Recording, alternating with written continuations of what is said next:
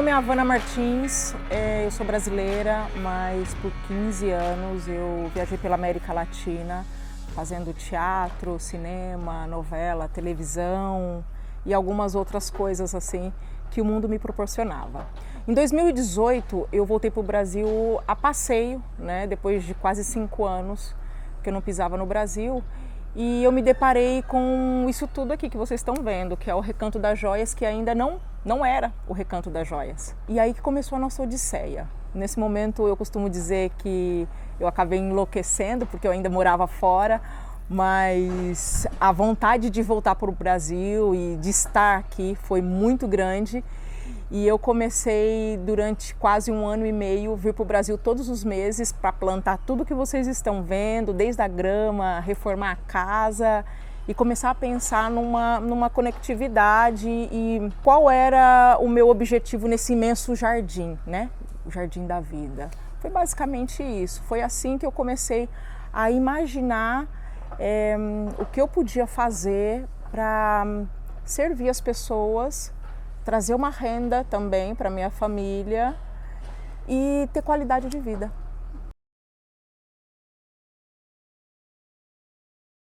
As dúvidas eram muitas, né? Na realidade, a primeira coisa que eu fiz quando eu cheguei aqui no Brasil foi investir na Bolsa de Valores, né? A gente tinha acabado de ter uma alta gigantesca na Bolsa de Valores, enfim, e eu acabei investindo um valor até interessante, mas em pouco tempo depois eu acabei perdendo tudo.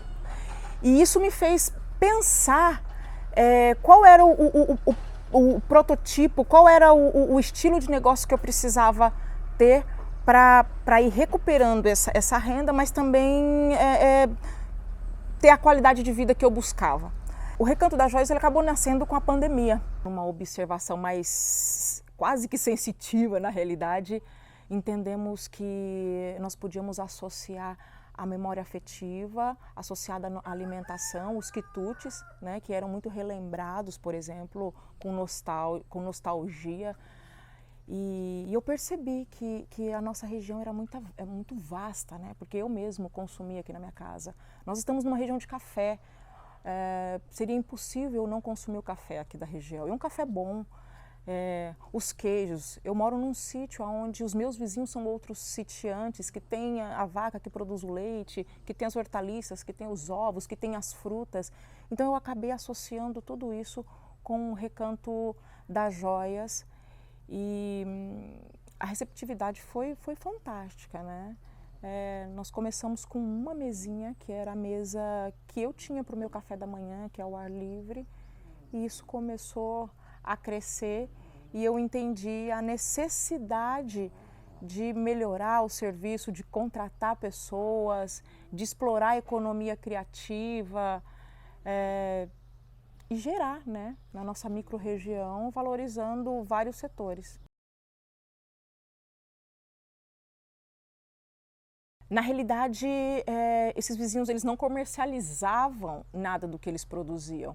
Aqui tem muito de, eu vou te convidar, eu tenho uns limões, te convido, e me trazia uma sacola. Saiu meu café esse ano, e me trazia um pacote. Então, a partir de então, eu resolvi propor para eles o comércio, né?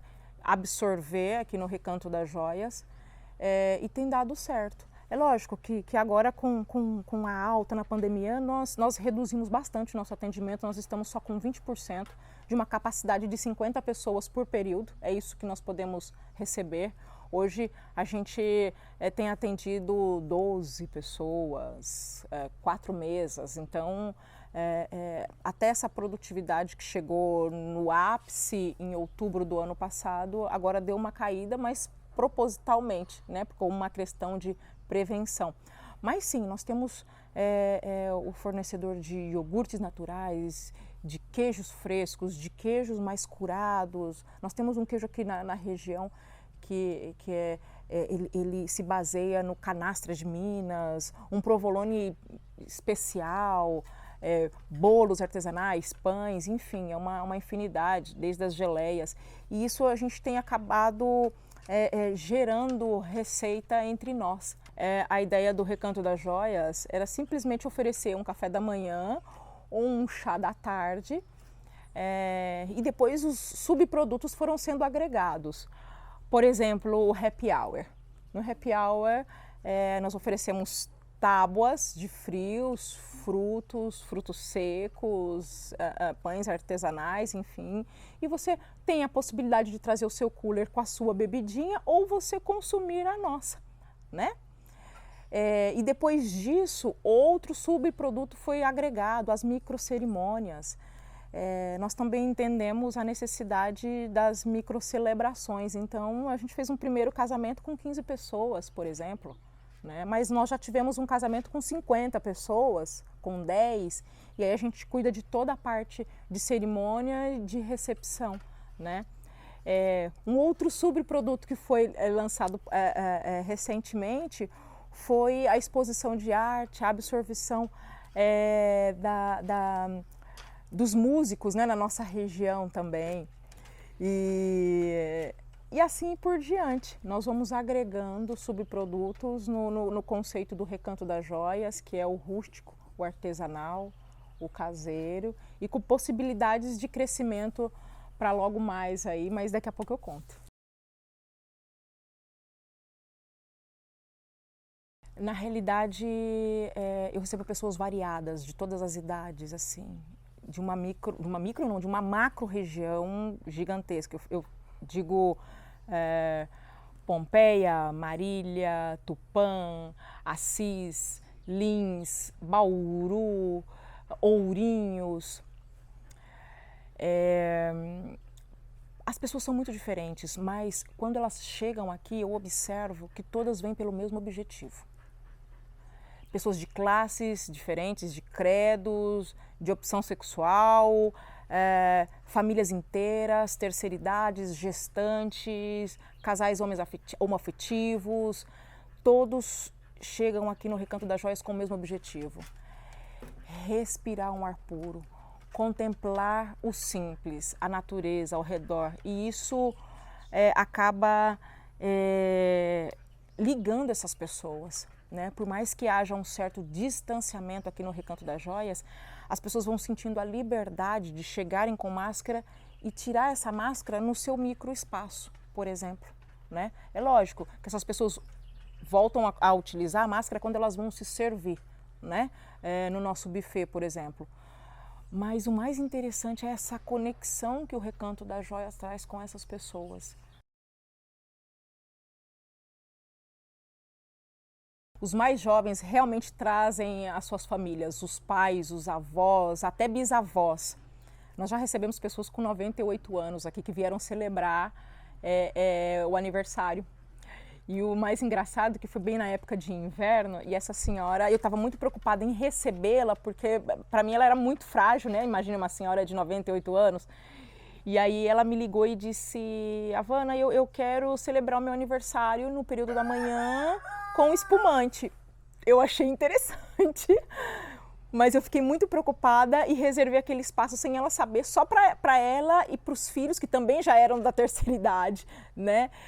E quando chegou aqui, ela adorou tomar um solzinho, sentou numa poltrona, estava de casaco, tomou o solzinho da manhã e já me pediu logo de cara um espumante também. E o mais engraçado foi que ela disse: minha filha, não se faz 98 anos sempre, né? Então eu tenho que celebrar. Isso foi muito engraçado. E ao mesmo tempo outras famílias, e eles sentam ao redor da fogueira e começam a contar a época em que eles viveram no sítio ou que remetia à fazenda, enfim. É muito legal, porque aí a conectividade acontece literalmente através do que a pessoa se alimenta, né? Com nossos produtos artesanais, através dessa conectividade junto com outras pessoas, relembrando, né, de forma nostálgica o passado, que eu acho extremamente fundamental, e com muita esperança no futuro, né? Porque eles conseguem tirar a máscara, conseguem contar um caos, uma história, e os mais jovens observam aquilo e acaba gerando, e eles continuam fazendo essas visitas.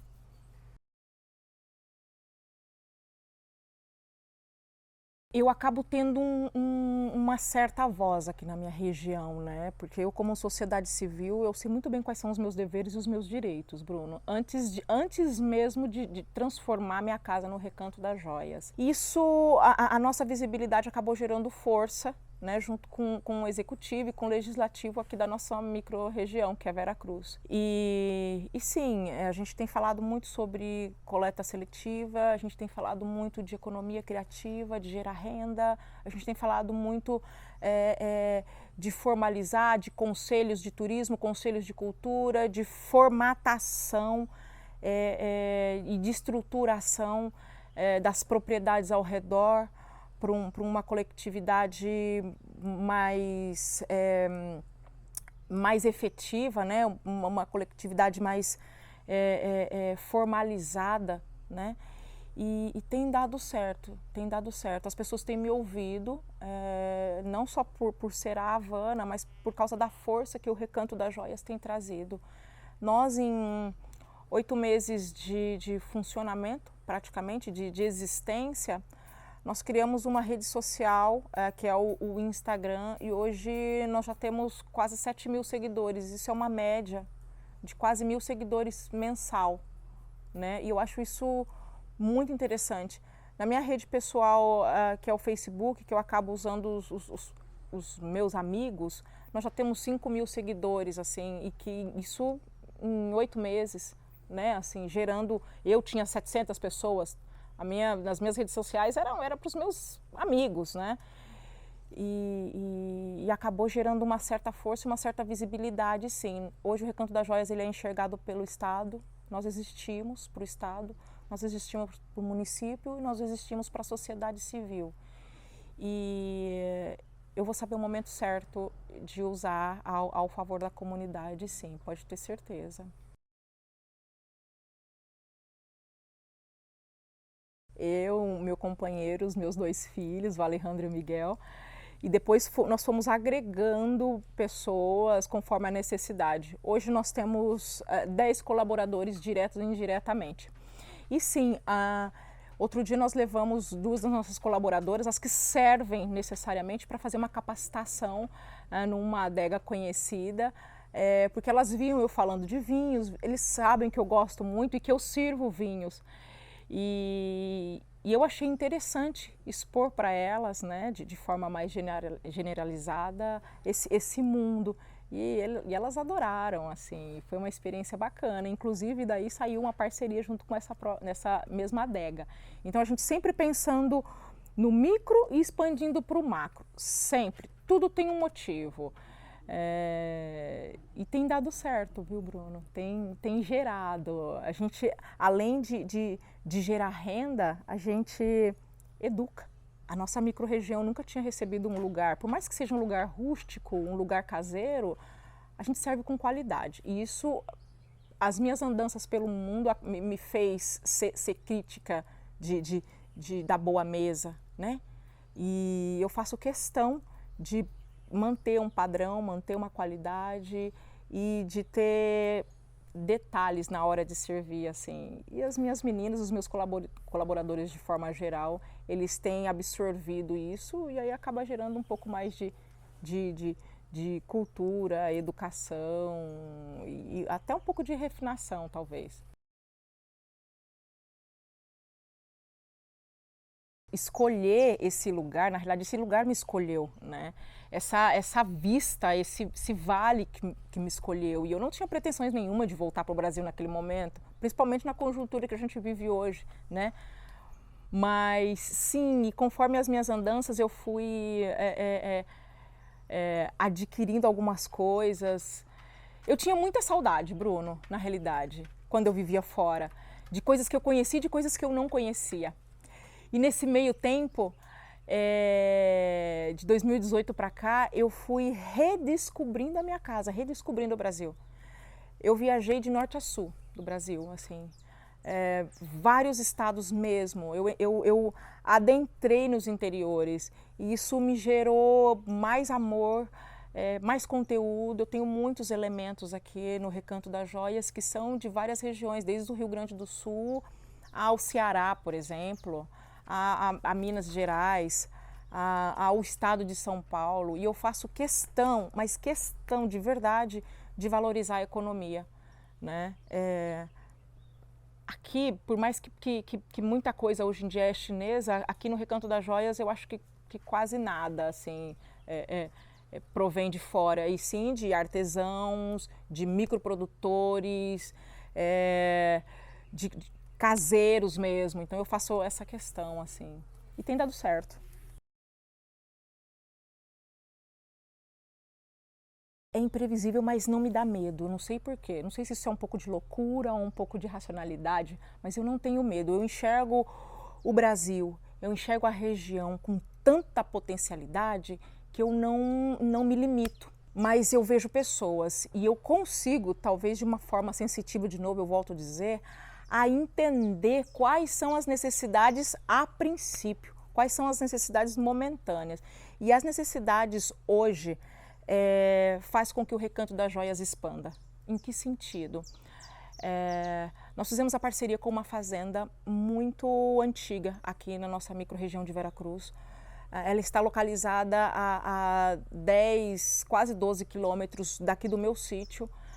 E é uma fazenda colonial, onde lá tem um pouco mais de estrutura, e eu vou poder receber essas pessoas para pernoitar, né, ou para usar o espaço durante o dia, que é o use day, né, ou day use, enfim.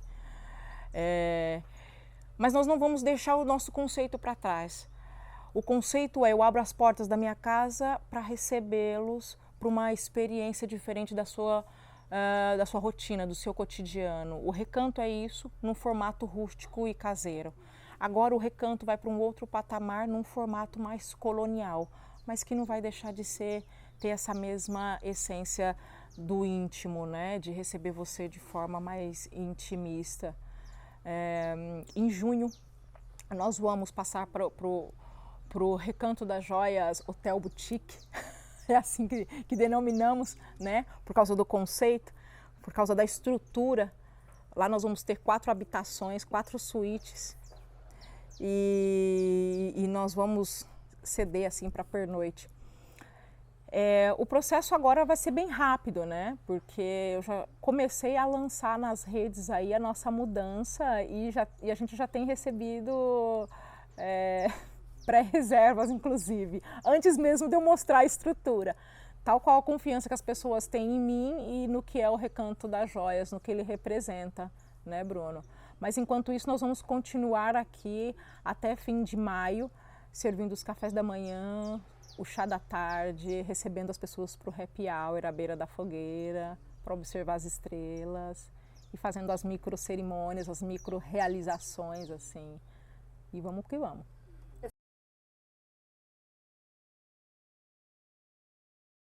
É exatamente isso. Eu não me denomino comércio. Eu não vejo você como meu cliente. Eu te vejo como um visitante da minha casa.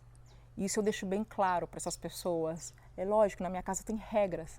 Na minha casa, de repente, você não pode entrar com os sapatos no tapete. Mas as pessoas conseguem entender isso e se sentem acolhidos. E eu faço questão de fazer com que as pessoas se sintam à vontade, principalmente por conta do momento que nós vivemos, né? Aqui as pessoas se sentem acolhidas. E essa é a minha missão. É por isso que eu acho... E é bem isso mesmo. Essa é a minha missão. Eu descobri, Bruno, qual era o meu lugar nesse imenso jardim. E eu cuido de pessoas. É isso.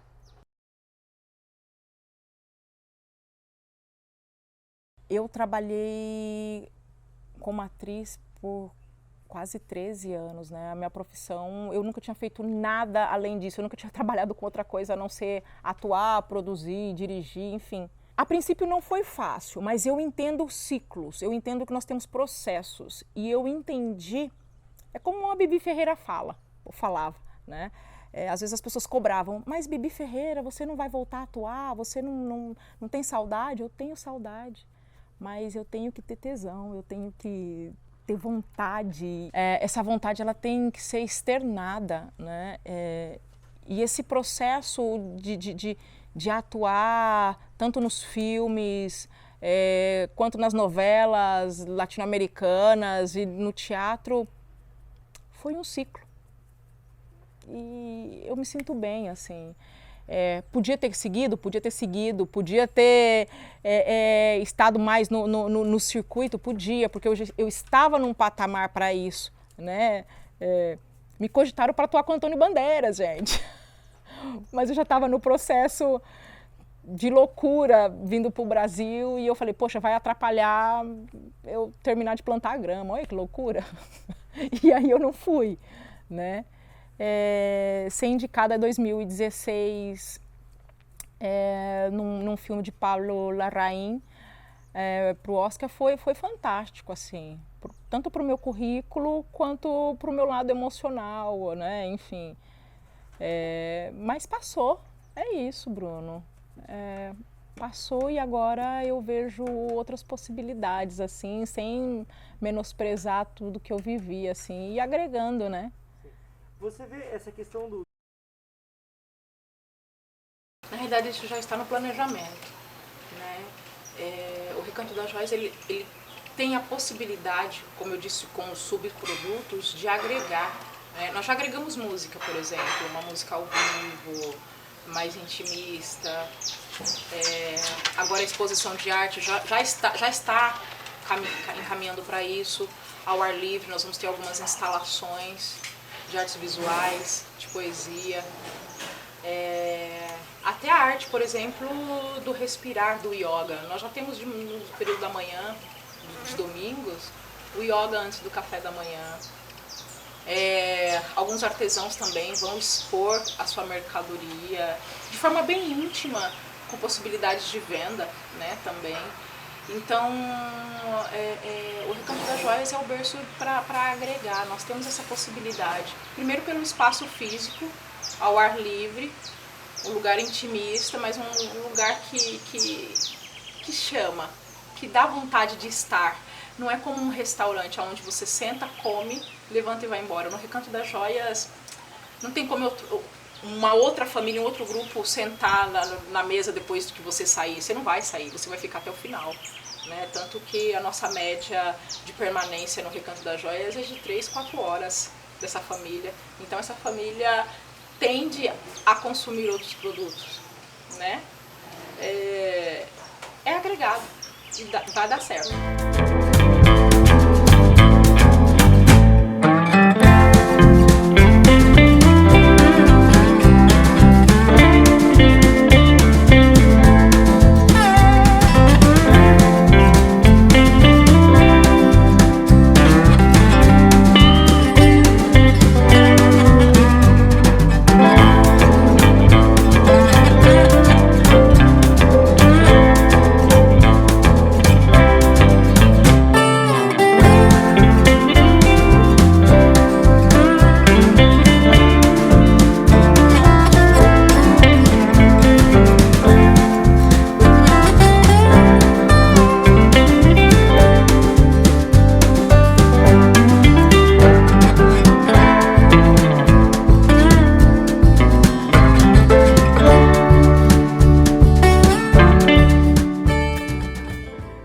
Bruno Magalhães, eu me envolvi com a escalada no começo da década de 90, final de 80 para o começo de 90, aqui na Pedra de Avencas mesmo e no Pontilhão da Bahia. E nós tínhamos também um ponto que nós abrimos vias em artificial lá na frente da Academia Polisport, no antigo Paredão. Hoje só mantemos aqui a Serra de Avencas e o Pontilhão da Bahia. Antigamente a escalada era muito restrita por conta de internet na década de 90 e era complicado isso aí, aquisição de equipamentos, essas coisas. Hoje está mais fácil, né? Hoje já com a internet a gente já consegue movimentar mais. E antigamente tinha um grupo mais ou menos de umas 6, 7 pessoas que eram frequentadores assim de todos os finais de semana, estávamos fazendo alguma coisa e depois foi acrescentando, agregando pessoas. A gente é meio que aberto a distribuir o conhecimento da escalada para quem tiver curiosidade, né? E não há custos com relação a isso. Então a pessoa que se demonstra interesse mesmo, ela já vai se agregando junto à turma e começa a escalar. Nós temos um CT, né? Nós temos o lado de amigos, né? Vamos se dizer que nós escalamos aqui sem custos, né? Na Serra de Avencas, no Pontilhão da Bahia, onde nós treinamos lá não há custos. E tem um CT de escalada, tá? Que hoje ele está fechado por conta da pandemia e ele é cobrado a mensalidade para se manter e expandir o esporte na cidade. Creio que mais da 90 dos escaladores com a abertura da escalada nos Jogos Olímpicos, né, pela primeira vez, a gente acredita que vai dar uma visibilidade muito grande.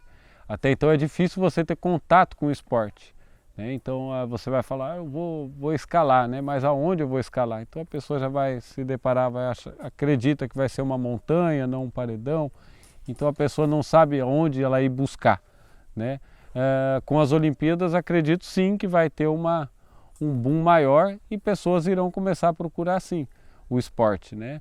Essa prática de esporte é a escalada esportiva, né? É o escalada em livre e tem os pontos que a gente treina na cidade que é a escalada indoor, em artificial, né? Com agarras, né? E vai abrir, eu acredito que vai chover de gente querendo praticar, um esporte muito bom, muito rico. A escalada é algo que vai estar sempre em evolução, né? A pessoa vai estar sempre em evolução, tanto em parte de equilíbrio, quanto respiração, força principalmente, ela vai estar sempre evoluindo. Conforme o tempo vai passando, ela mesmo vai almejando querer algo mais difícil, dificuldades maiores na escalada, né? E ela vai se preparar para isso fisicamente também e mentalmente também. Então há uma relação muito forte aí de corpo e mente, principalmente respiração, né? A pessoa aprende rapidinho a começar a respirar como se deve, né?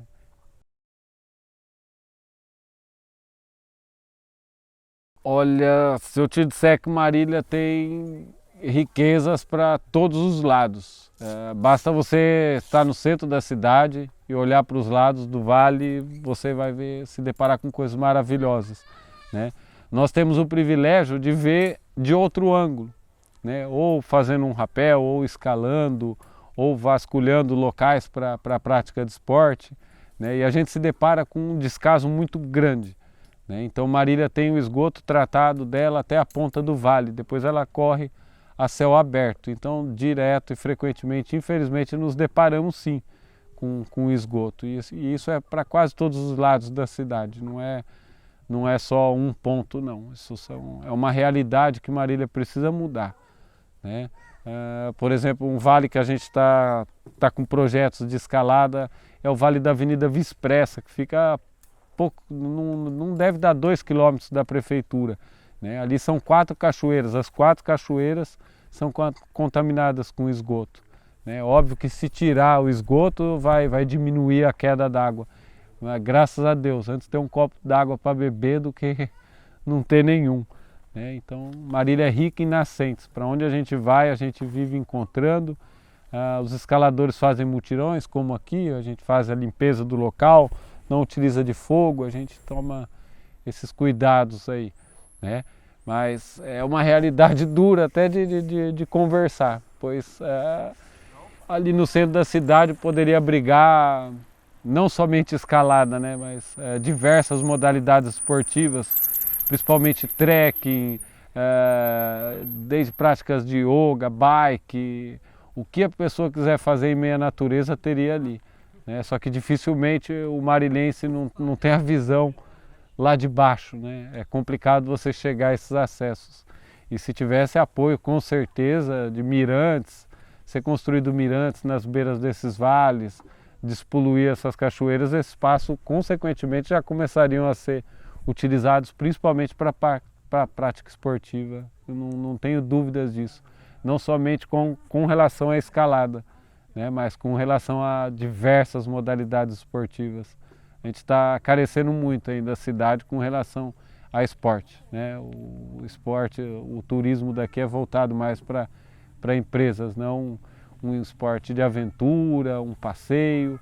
E Marília, posso te dizer claramente, se a pessoa circular Marília, vai estar circulando paredões incríveis, com cachoeiras incríveis, né? Como eu havia dito, infelizmente, a maioria da quantidade delas todas poluídas ainda. A gente recebe, como eu havia dito, a gente tem esse prazer em estar recebendo pessoas e geralmente chega uma pessoa de fora, de outro estado, já vieram acho que 4 estados para cá, já veio gente do Acre para cá, crianças aprenderam a escalar aqui, deram uma volta em vários picos da região, se interessaram pela escalada para tentar levar para lá também.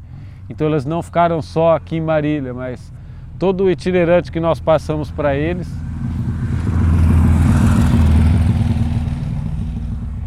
e sim, todo itinerante que passamos para eles está conhecendo aqui na região, eles foram em todos, chegando até São Paulo. Então eles foram em bastantes picos de escalada, né, voltados à escalada.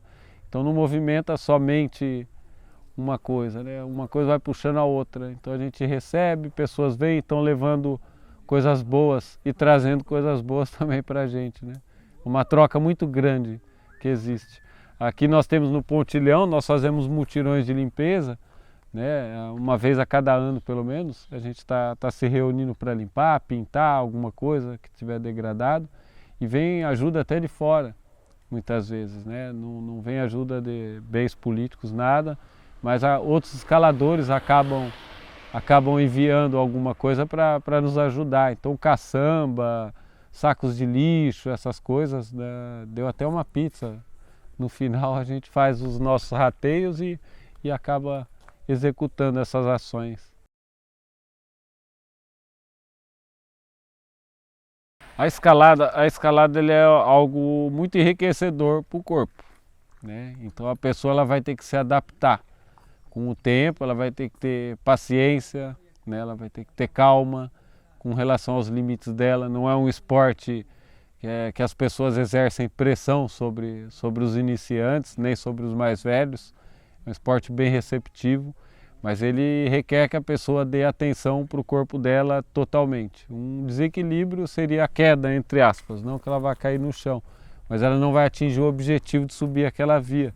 Essas vias, para serem alcançadas, o objetivo ser alcançado, a pessoa não pode tocar em equipamento, ela só pode utilizar a pedra para subir. Tá? Então há uma grande dificuldade. Existem técnicas para isso, né? São simples, né? Dá para se adquirir com um conhecido de escalada, dá para se adquirir com amigos e assim por diante, né? E existem diversos tipos de dificuldades, sim. Uma escalada de uma pessoa que começa, ela vai começar a escalar legal por volta de uns 3 a 4 meses, mais ou menos. Depois ela já começa a criar suas asinhas e a explorar a escalada em si com mais afinco, de acordo com o que ela busca, né? É um esporte muito, ali é praticamente individual, é você e a rocha, né? Então é algo bem a se respeitar. Existe competição, geralmente essas competições são realizadas indoor, dentro de estádios. Devido à pandemia também, nós tivemos que reduzir drasticamente o espaço, né? Ficou um espaço pequenininho onde só mantemos os escaladores ali, nós estamos fechados por enquanto, né? Com relação a ginásio, já está recebendo um evento desse. Mas sim, poderia ser utilizado espaços públicos, mas é muito complicado explicar para alguém o que é escalada e o que vai ser feito ali, né? É bem complicado de se explicar, a pessoa entender e abrir esse espaço, né? É bem difícil. Está acontecendo algumas interações entre o Jaú, Bauru, Ribeirão Preto, Rio Preto, Franca, né? Nós fazemos aí, que chama Liga, então uma vez por ano a gente faz alguns torneios, não campeonatos oficiais, com regras oficiais, mas fazemos alguns torneios, algumas coisas, colocamos, o pessoal está interagindo e tem dado certo. Pessoas daqui estão conhecendo pessoas de lá e estão se interagindo, estão começando a escalar juntos aí pela região, né? Então é uma coisa que integra, sim.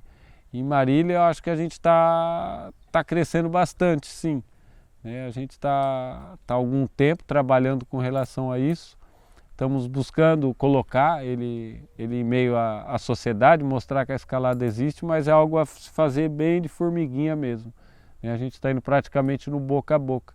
Nós temos um Instagram e dificilmente, por exemplo, a maior quantidade de pessoas que nos seguem são escaladores de fora. Então tem bastante pessoas seguindo, mas a maioria é tudo de fora. Os daqui de dentro ainda estão descobrindo a escalada. O Léo é um que está aqui com a gente aqui do lado, ele está aí há uns 3, 4 meses e já criou as asinhas para estar indo buscar o caminho dele na escalada, né? As vias dele, as vias que ele buscar, as linhas que ele buscar.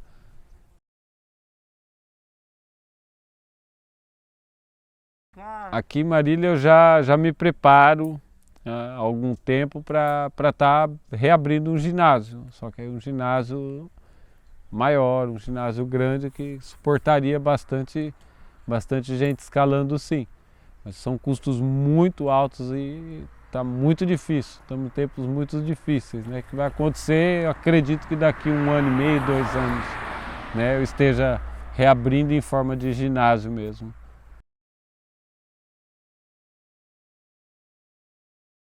Eu acredito que Brotas seja o exemplo mais positivo que a região tenha, que até o estado tenha, né?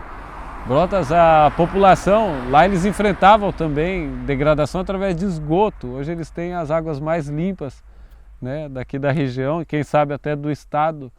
Então, o que falar de uma população, né? São pessoas abençoadas, né, que se uniram, se juntaram em uma causa e hoje eles estão colhendo. Estão colhendo, estão bebendo também uma água mais pura, uma água mais limpa, né? Com energias melhores, com certeza, né? Brotas hoje é muito rica em ecoturismo e esportes de aventura também. Lá possuem vias de escalada, eles trabalham, se não me engano, com tirolesa, com rapel, tem muita trilha de bike. Brotas é um lugar fantástico, de um povo completamente iluminado. Nós estamos colocando isso do esgoto e aqui em Marília eu estou tentando, eu fiz 2 publicações no Instagram para ver o que acontece, né? Se a gente consegue mostrar para a cidade, ver essa dúvida, né? Será que todos da cidade sabem o que tem aqui, sabem as riquezas que possuem aqui na cidade, né? Poderiam, se existe javalis bem no centro da cidade, furnas incríveis, o porquê não se deslocar numa bela caminhada, né? Ali pássaro, a quantidade de pássaros é enorme, então daria para ser feito muitos projetos ali, muitas coisas ali. É difícil, eu não tenho esse conhecimento em estar propagando esse tipo de coisa, mas eu acredito que a gente está indo no caminho certo, né? Quando a gente começou a mostrar sobre isso da água, por incrível que pareça, 60%, se não me engano, foram 60% que não tem o conhecimento que o esgoto da própria cidade está sendo jogado ali, né? Até mesmo porque a nossa chega que está 100% tratado, né? Está sendo 100% tratado lá embaixo. O caminho que ele faz lá para baixo que é o problema, que não é visto, né? Então tá indo degradando. Está indo degradando e contaminando muita coisa. Eu acredito que se a população de Marília visse, começasse a ver, esse é um dos objetivos, onde 3 amigos estão com esse objetivo, né? De estar descobrindo novos locais para a prática esportiva na cidade, nos vales, né? De forma bem calma, bem tranquila, somente os 3, e está mostrando para as pessoas. Então nós começamos já a mostrar sobre a água e vamos intensificar isso aí. Eu acredito que semana que vem, se eu não me engano, já está agendado para a gente estar indo ver uma possibilidade nova e com certeza a gente vai mostrar se lá houver degradação com relação a esgoto. Mas é triste, é muito triste e desanimador. Então se daí criar meios para começar a mostrar do seu projeto, seria incrível.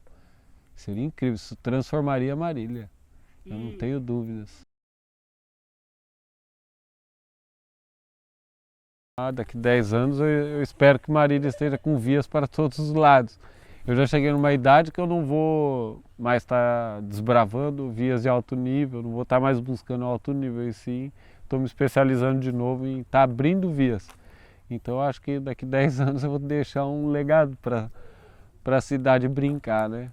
Então aqui para baixo nós já estamos abrindo mais cerca de 3 a 4 vias, que dá para ser utilizadas de via escola, vias de níveis fáceis, né? Alguns equipamentos foram doados até de fora, é utilizado na Europa, principalmente na Espanha, e a gente trouxe para cá esse equipamento, um rapaz de Jaú fabricou, a gente colocou ele aí, a gente está equipando as pedras e pretendemos equipar o vale. Ali no vale tem rochedos de mais de 120 metros de altura, então acredito que ali vai ser o lugar, mas entra na questão de novo de projetos para se mobilizar uma população inteira. Existem formas, né, de se conquistar uma via só é conquistada de verdade a partir do momento que você faz ela de baixo, tá? Marília, o arenito de Marília, ele é muito ruim, ele não é de uma qualidade boa, né? Encontramos algumas pedras como essa que já são de melhor qualidade e em algumas dentro do vale que são pedras bem mais altas e são de boa qualidade, só que aí é feito de cima para baixo, tá? Então a gente faz o rapel e vai colocando as chapeletas, vai vendo os melhores pontos para colocar essas peças e vai colocando. Vai furando a pedra e colocando esses grampos. A gente pega na rocha, né, desce rapelando, faz umas escaladas ali para ver o local, se é legal, se é possível abrir via ali. Sendo possível a gente fura, a gente anda com furadeiras, né, de impacto, a bateria, fura para a rocha, coloca os paraboltos e põe o grampo para estar costurando depois, que a gente chama equipando via, onde são colocadas costuras.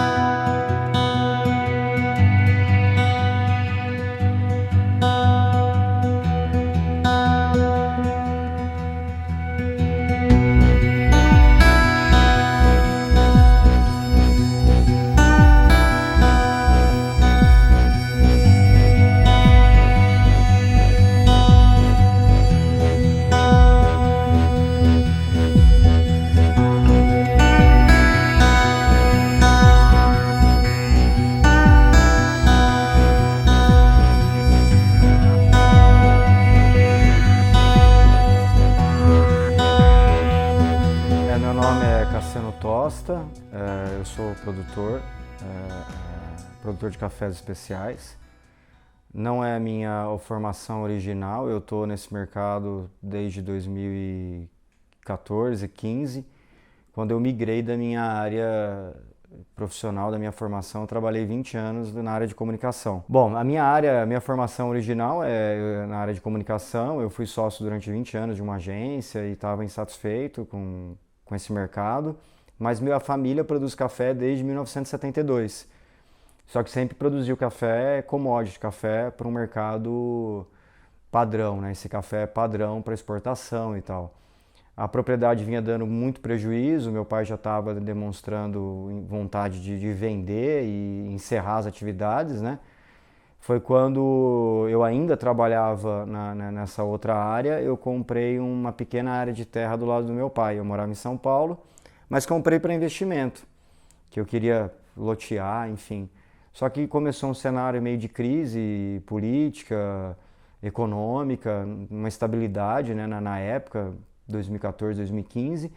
Foi quando a área que eu comprei já tinha café, e eu já estava com aquela área, eu tinha comprado, eu resolvi aprender ou mexer com café. Na minha adolescência eu acompanhava meu pai aqui, né? Eu sempre estudei fora, saí de Garça, mas sempre que possível eu estava presente, mas não vivi a cafeicultura.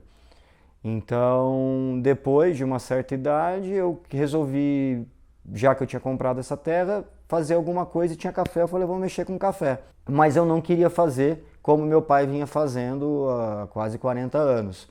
E aí eu fui estudar, fui para Belo Horizonte, na Semana Internacional do Café, e tive contato com a produção de cafés especiais, fiz curso de classificação e degustação de café, análise sensorial, porque sempre me incomodou o mercado botar preço e qualificar o meu produto, e o produtor, infelizmente, péssimo hábito, não tem a cultura de entender a complexidade do produto que ele tem em mãos. Então, primeiro eu fui me capacitar para poder entender o que eu tinha na mão e o que eu poderia melhorar nesse produto. Então, depois de classificação, análise sensorial, fiz curso de torra, fiz curso de barismo e fui entender qual que era a dinâmica desse mercado de cafés especiais.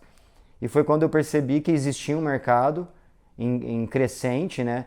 Um mercado bem segmentado, mas com crescimento significativo, porque ele era muito pequeno, ainda é muito pequeno. Então, tudo que é muito pequeno, qualquer crescimento que dá significa muito. É como um bebê, né? Um bebê que tem ali de 8 meses, pesa 5 quilos, ele engorda rapidamente, ele vai ganhando peso porque ele é muito pequeno. O mercado de cafés especiais é a mesma coisa, ele está crescendo significativamente, mas ele ainda é muito pouco expressivo. E isso é bom, porque ele tem muito a crescer. E o consumidor brasileiro ainda não está educado, habituado a esse consumo de cafés especiais, ao perfil dessa bebida.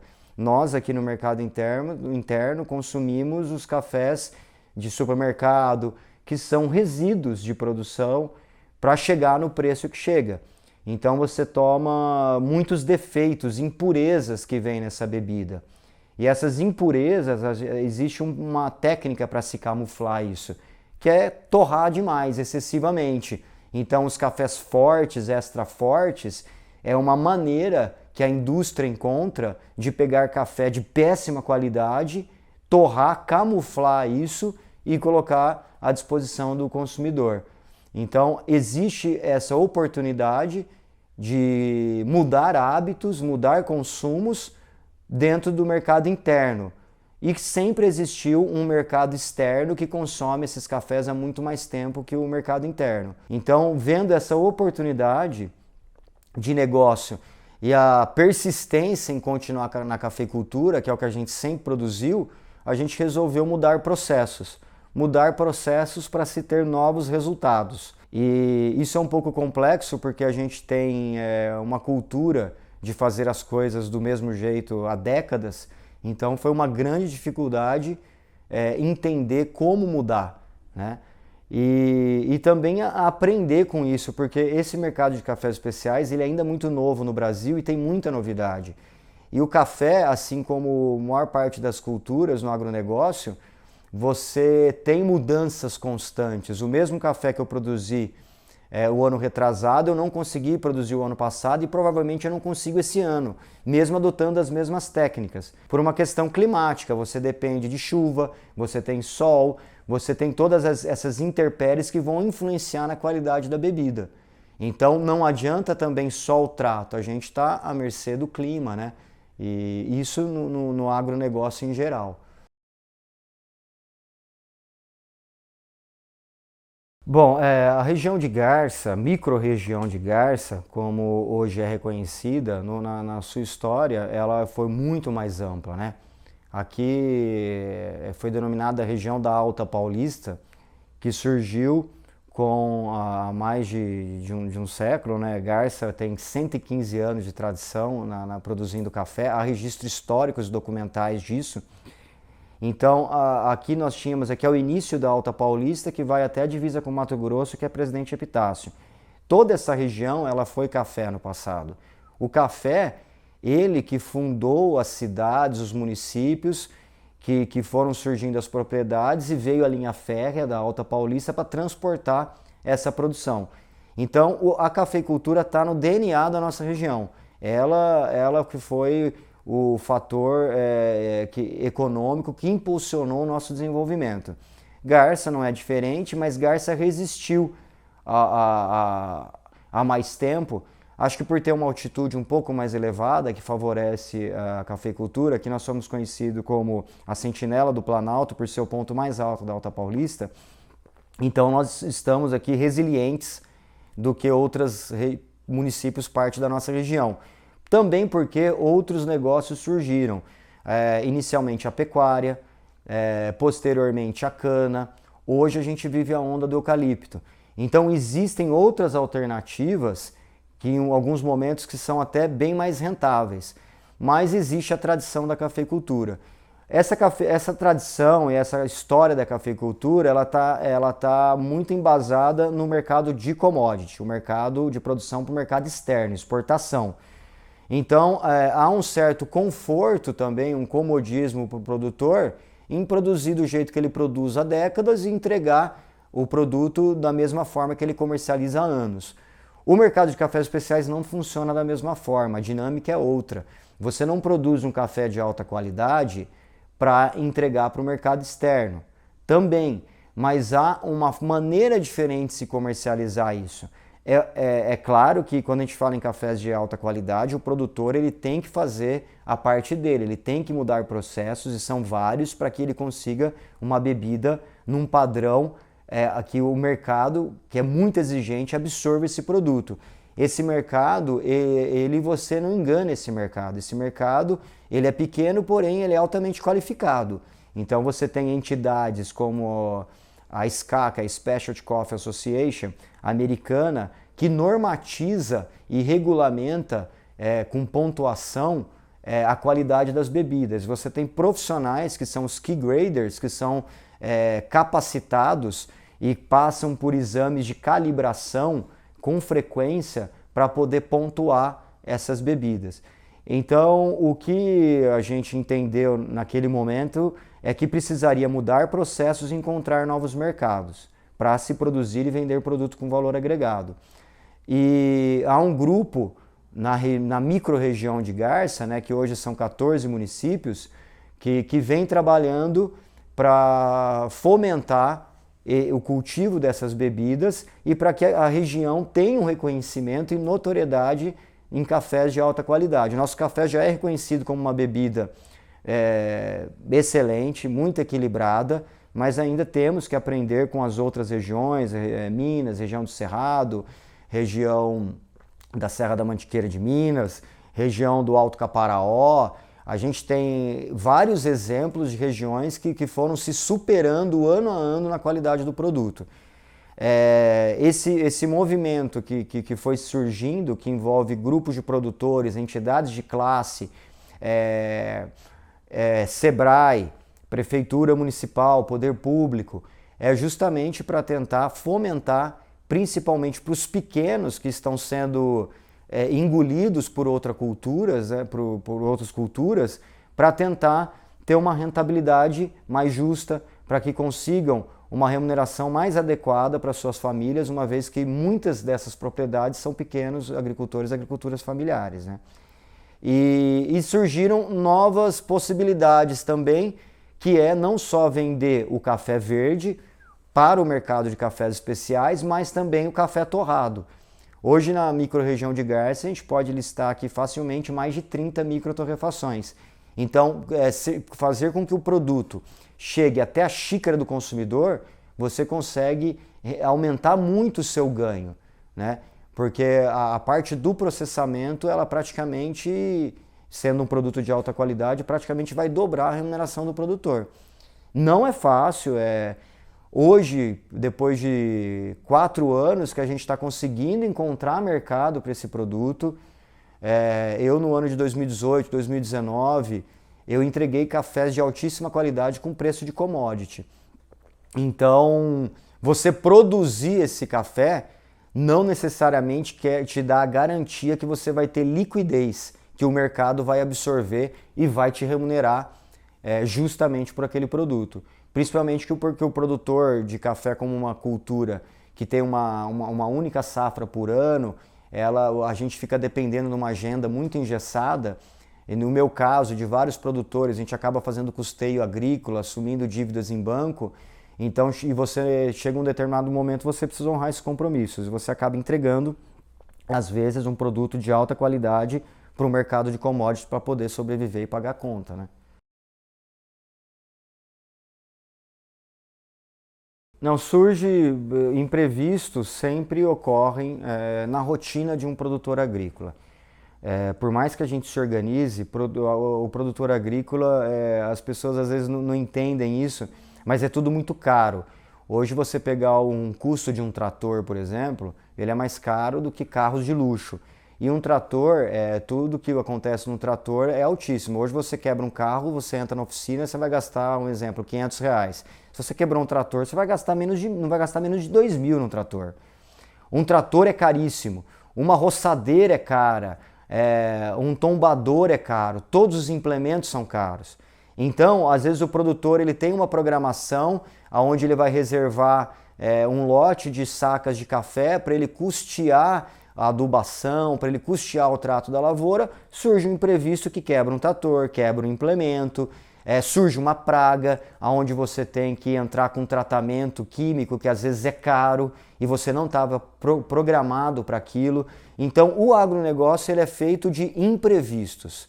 Por mais que o produtor tente se organizar, ter uma agenda, ter uma programação, os imprevistos vêm, sejam ele por parte de equipamentos, de tratamento ou intempéries climáticas, como um veranico, falta d'água, ou até um excesso de frio, como aconteceu no passado, né? Nós tivemos em 1975 a geada negra, que praticamente dizimou todos os cafezais da região.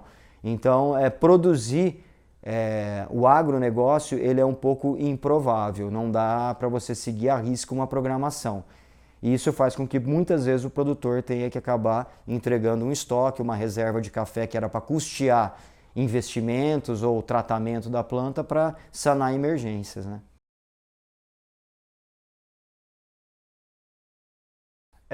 O elo da cadeia da produção do café, principalmente do cafés especiais, são elos, são correntes, né?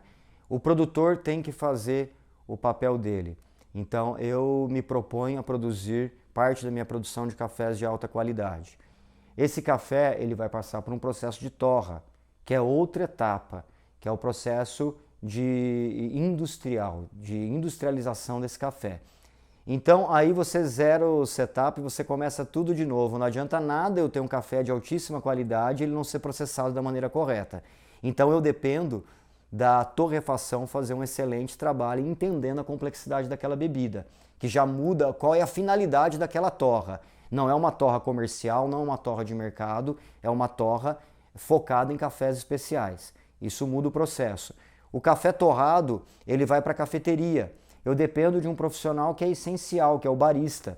Não adianta nada, o produtor faz um trabalho excelente, o torrefador faz a torra perfeita e lá na ponta, na hora da extração, do serviço da xícara, não tem um profissional preparado para usar da melhor forma aquele café.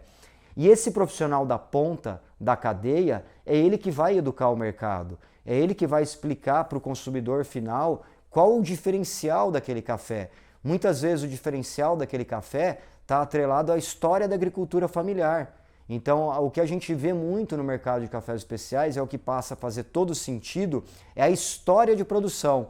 Então você está consumindo um café da região de Garça, produzido pelo produtor tal, pela família desse produtor, com processos diferenciados, e essa história tem que chegar até a xícara, até a ponta da cadeia, para que o consumidor final passe a entender a complexidade que é se produzir um produto desse, o trabalho que é para o produtor rural, para que ele tenha um reconhecimento e tenha uma renda mais adequada. Então, o elo da cadeia de produtiva, ele está muito amarrado nessas etapas. Então, até o que nós estamos fazendo aqui é o meu papel de tentar promover e levar a informação da importância que é e o diferencial que é se produzir café de alta qualidade. O consumidor hoje ele não tem essa visão. Para ele, café é café. O cara que compra um café no mercado, ele acha que é café. Para ele vai distinguir a extra forte, é o tradicional, e o próprio consumidor trata como commodity. O que nós produtores queremos é agregar valor aos nossos produtos, que são os produtos de alta qualidade. E para que isso chegue até o consumidor com todo o cuidado em todas as suas etapas, para que se preserve a alta qualidade da bebida lá na ponta, na xícara onde ele vai ser servido.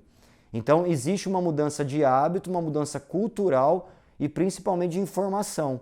Essa informação, quem está dentro da cadeia dos cafés especiais, e eu vejo muitos colegas, né, produtores, cafeterias, baristas com esse mesmo cuidado de dar atenção para o consumidor, levar essa informação, promover com que esse conhecimento se propague, chegue até o consumidor final.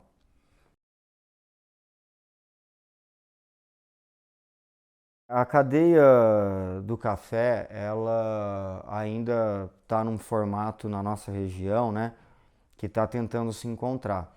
Eu tenho muitos colegas produtores que produzem excelentes cafés e a gente conversa bastante, troca experiência, compartilha conhecimento, alguns assertivos, outros não. Então, a união da classe, ela tem que existir, acho que em qualquer segmento.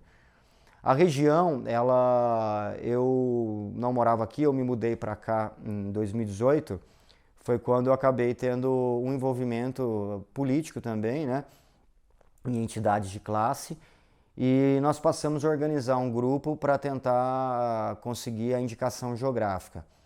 Inicialmente nós tentamos fazer com uma organização nossa, interna, quando a gente entendeu que esse processo é muito complexo, muito burocrático e nós precisaríamos de uma empresa para nos dar consultoria. Foi quando nós nos dirigimos até o governo do estado de São Paulo e conseguimos uma verba através da Secretaria de Agricultura e Desenvolvimento, de Tecnologia e Desenvolvimento, para custear a consultoria de um processo de indicação geográfica. A indicação geográfica não adianta só a gente conversar com o produtor. Todo um processo de reconhecimento, de notoriedade de uma região, seja ela cafeicultora, seja ela do vinho no Rio Grande do Sul, ou do queijo em Minas Gerais, na Serra da Canastra, ou da região da Champagne, na França.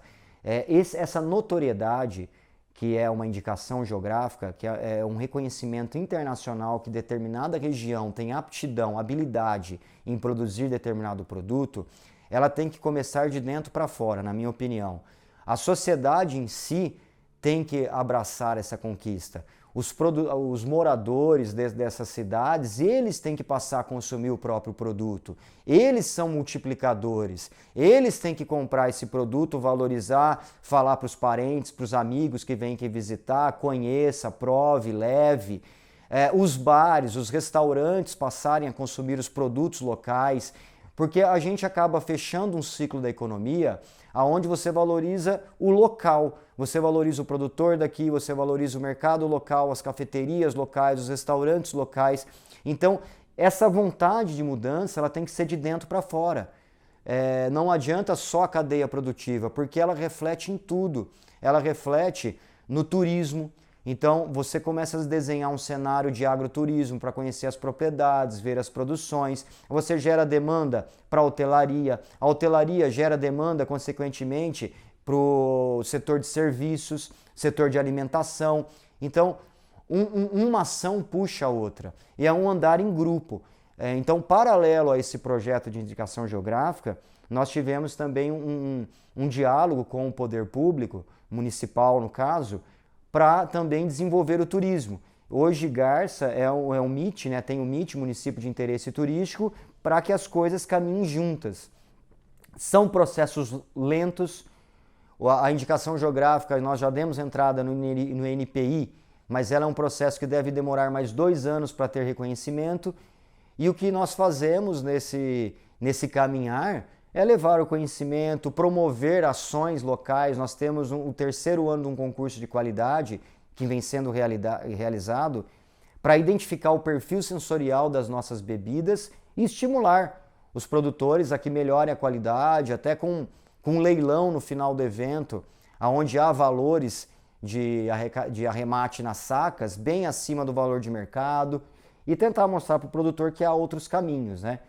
E junto com o poder público, atrelando essas ações, sejam turísticas, que fomente toda a cadeia, toda a sociedade.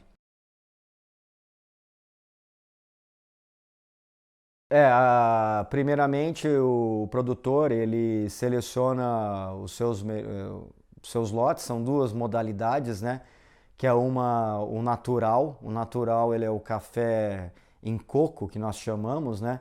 Que é com a proteção do grão, da semente, e o cereja descascado. O cereja descascado ele é um processo onde nós tiramos a casca do café, aí há processos um pouco mais avançados, eu não vou entrar em detalhes, mas basicamente isso, porque depois temos um desmucilado, o café lavado, então, mas são cafés selecionados pelo próprio produtor, no nosso caso hoje 2 modalidades, só de café arábica, que é o que tem na nossa região, e é feita uma avaliação por key graders, que são profissionais, no mínimo 3 profissionais que avaliam às cegas essas bebidas e dão uma pontuação seguindo o padrão SCA, que é adotado em todos os concursos hoje, a maior parte dos concursos mundiais. E esses cafés são pontuados, os mais pontuados são os vencedores, né?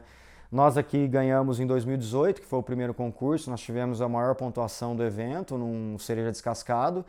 Isso deu um certo reconhecimento e uma projeção, porque eu trabalhei muito em feira de rua, em feira de gastronomia, servindo cafés. É algo que eu gosto muito de fazer. Infelizmente, com a pandemia eu parei de fazer, mas é um contato que você tem direto com o consumidor. Eu já escutei muita gente falando, eu não bebo café, e ali na hora provar um café, provar sem açúcar, gostar e não acreditar que estava tomando um café. Então isso é muito comum. Você ter contato com essa experiência, com esse espanto de algumas pessoas é algo assim que é impagável. Posteriormente, eu tenho uma marca que eu não trabalho no mercado altamente competitivo, que é supermercados. Eu não tenho como brigar com grandes empresas, grandes marcas, né? Eu sou pequeno, então eu procuro atuar em nichos segmentados, em cafeterias, em restaurantes, empórios, gourmets, ou que tem produtos diferenciados, ou empórios que gostam de vender muito a história, a origem, a rastreabilidade daquele produto. Então é um trabalho que eu tento promover os meus cafés, levando até o consumidor. E esses concursos, né, em 2020 nós tivemos o Campeonato Nacional de Torra, que foi o Desafio de Torra 2020, fomos selecionados no estado de São Paulo, junto com um produtor de Minas Gerais, que é a Catarina Kim, o Marcos Kim, também com o Pimenta do Espírito Santo e os Venturim também do Espírito Santo. Isso nos deu uma projeção, não digo resultado financeiro, mas nos abriu portas, porque eu mandei café para 8 estados, então meu produto chegou em lugares que eu jamais imaginei, de norte a sul do Brasil, e com café verde, porque ainda acaba sendo o grande foco do nosso negócio. Hoje nós somos torradores, né? Então também comercializamos café verdes e geralmente os nossos melhores lotes. Os nossos melhores lotes, que são os que são melhor remunerados, são os cafés que eu coloco à disposição do mercado de torra. E esse mercado, ele atua muito parecido da forma que eu atuo, são lugares bem segmentados. Hoje está acontecendo uma mudança, já existem grandes redes de varejistas, de supermercados, que têm cafés especiais, não só brasileiro, como também da Colômbia, da Etiópia. Então esse mercado ele tá vindo com força e trazendo novidade para o consumidor. Não, o café não faz mal, inclusive teve uma notícia midiática recente que o Coronar interviu uma empresa de medicamentos onde ela criou a relação de azia, gastrite ao café. Isso não tem nada a ver com o café em si. O que acontece é a qualidade do produto que chega para a indústria e o mercado interno. Existe um critério de tabela que nós chamamos de PVA, que é preto, verde, ardido, que são defeitos na bebida e não deveriam ser consumidas pelo ser humano. Então a gente vê, é muito comum, a gente tem um residual no processo de produção que se chama escolha. A escolha é casca, pau e às vezes pedra. Então esse produto que é muito difundido no mercado interno, se fazem ligas, né? Você pega um café mais ou menos, coloca a maior parte de escolha, café com PVA, defeito, torra, faz uma torra excessiva que carboniza o grão, então é celulose carbonizada, carvão, e isso é distribuído no mercado interno para o consumidor. Então você está tomando uma quantidade de defeitos no produto enorme E obviamente que um café desse que vai ser amargo, vai ser muito difícil de você tomar sem açúcar, você vai ter que colocar muito açúcar para que você consiga ingerir esse café. Então você tem uma somatória de problemas, que é a péssima qualidade da matéria-prima, com um processo de torre inadequado e com a adição de açúcares. Então você tem aí tudo que desfavorece um bom hábito alimentar, uma alimentação saudável. Esse é o pior café que tem e é o café mais consumido no mercado interno. Então, cafés de alta qualidade, cafés com matéria-prima excelentes, que é o que o mundo consome, que é o que o Brasil é campeão em fazer. Nós somos o maior produtor do mundo de café e hoje nós somos o maior mercado consumidor de café. Nós temos tudo para mandar excelentes cafés para fora e também temos volume para consumir internamente. O que acontece é que é uma briga comercial na gôndola da prateleira, aonde se você fizer a conta, aquele valor que está no saquinho não fecha. Uma saca de café de 60 quilos gera 50 quilos aproximadamente de café torrado. Se você pegar o preço da embalagem, não paga a saca de café. Ou seja, você não está tomando café.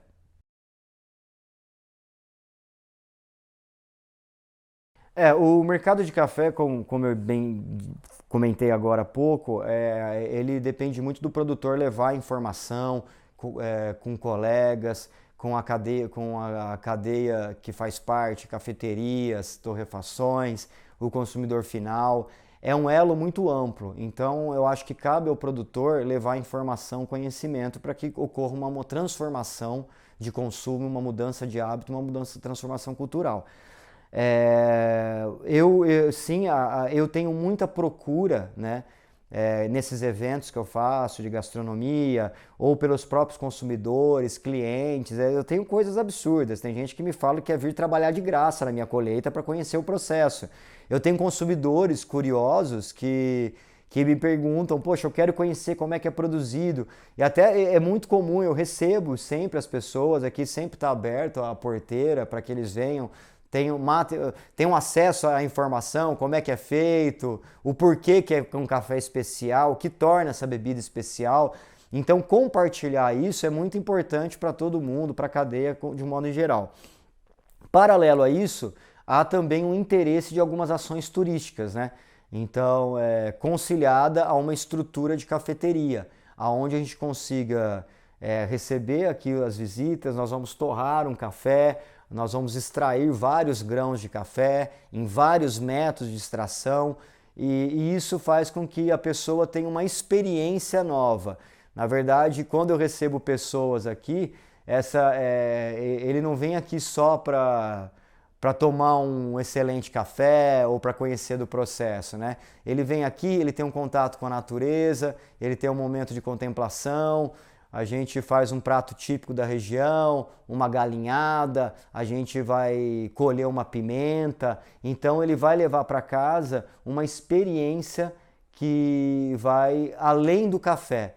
Então tudo isso caminha junto e também há uma intenção de promover alguns cursos, uma escola, através de um laboratório, aonde aqueles que sejam eles profissionais da área, entusiastas, né, consumidores entusiastas, a gente tem hoje muitos coffee lovers, né, que são expressivos na cadeia do café, queiram se aprofundar em determinado assunto, fazer um curso, seja ele de classificação, análise sensorial, de prova, de barismo, de cupping. Então há a intenção de cada vez mais compartilhar essas informações para que o mercado como um todo seja agraciado aí com crescimento, né? Queria deixar o convite aberto para quem houver interesse em conhecer a nossa região, conhecer um pouco mais da nossa história, vir acompanhar de perto como que é a produção de café,